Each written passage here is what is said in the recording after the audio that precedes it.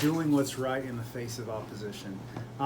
If you're following along with the reading we've been doing, we're reading through the book of Daniel.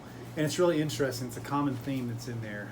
If you know who Shadrach, Meshach, and Abednego is, that old story. Well, Daniel and his friends, when they first got to Babylon, they were told they weren't going to eat the king's meat. And that was in opposition to what the king commanded, but it was against what they were taught to do, because they weren't supposed to eat meats and drink things that were sacrificed to idols. And so they didn't do it.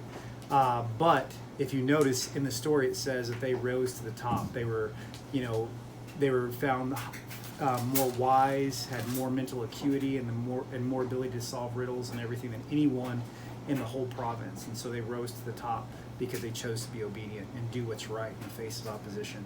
And also, when we see the story of when the king declares that everybody has to bow down to this golden image, they said, we're not going to do it. He says, if our God's able to deliver us, but even if he doesn't, he says, we're still not going to bow down. And so the king was extremely angry, and he told them to heat it 7 times hotter. And even the men that carried them and threw them in the pit died because the heat was so fierce.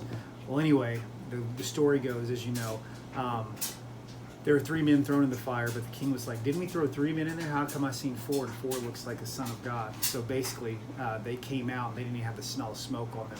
And the king was so astonished that he told everybody that if anyone says anything bad about these 3 guys or their God, they're going to be cut in pieces and destroyed.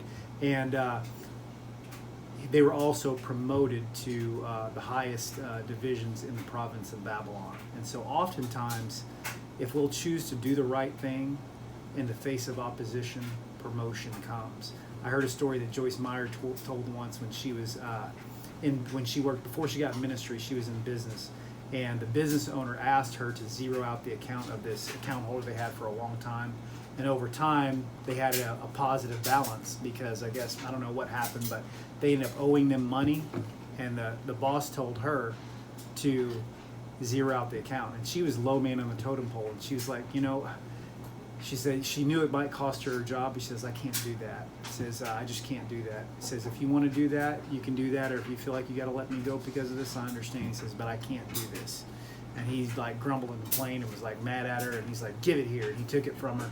Anyway, long story short, she ended up becoming second in authority in that whole company before she left, because she walked with integrity. So it's important that we always do what's right in the face of opposition, even with the threat of punishment, even with the threat of being set back. Do what's right in the face of opposition. The promotion may not come right then, but the promotion will come. Yeah, that's all.